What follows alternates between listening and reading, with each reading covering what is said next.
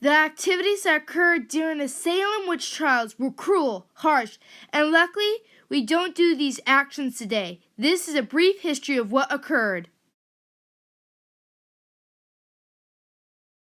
One cold day in January 1692, Betty Paris, a 9-year-old from Salem, was the first girl observed acting weird. She hid under chairs and did strange things with her body. Betty and her family lived in Salem Village, Massachusetts Bay Colony, near Salem town with about 525 people. Abigail Williams, an 11-year-old girl, cousin of Betty, had the same behavior as Betty.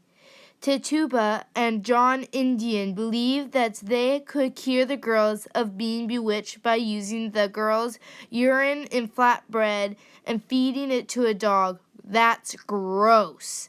They believed it could cure Betty and Abigail of their bewitchment. Betty's parents and Abigail's aunt and uncle were not happy when they found out about the flatbread fed to the dog. They called it folk magic. After eating the flatbread, the girls were not cured and instead got worse.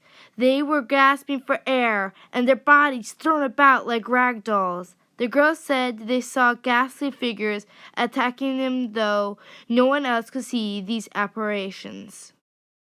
Abigail and Betty pointed at Sarah Osborne and claimed that she was a witch. Soon after that, Sarah Osborne, Sarah Good, and Tituba had all been accused of being witches. The judge questioned Sarah Good. She said she was innocent, never hurt those children, and was certainly not a witch. A man named Ezekiel Cheever wrote everything down as it occurred, taking detailed notes. The girls had accused Sarah Good of attacking them were Betty, Abigail, Anne, and Elizabeth. In court, they said that Sarah was telling lies. Sarah Osborne was next on trial. The girls said that Sarah had a bird's head on her body when she attacked them. In the courtroom, the girls lay down screaming and said Sarah was attacking them with her ghostly figure. After lunch, Tituba was next. While Tituba was on the stand, the girl said she was bewitching them.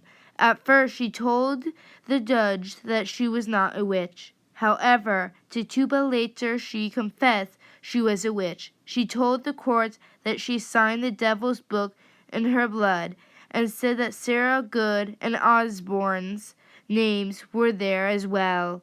That was enough to convince the judge to send all three of the women to jail. The girls at first blamed all grown women, but later Ann Putnam blamed Sarah Good's 4-year-old daughter on March 3rd. They blamed anyone that was poor. They began blaming anyone that was different, stubborn, filthy, pushy, or had too many or too few children regardless of social status. Ann Putnam said that Elizabeth Proctor bit and pinched her repeatedly.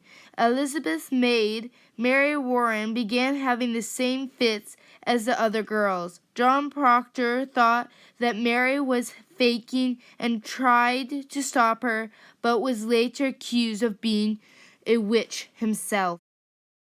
Now Mary Warren and Ann Putnam accused Martha Corey, even though she was a faithful church attendant.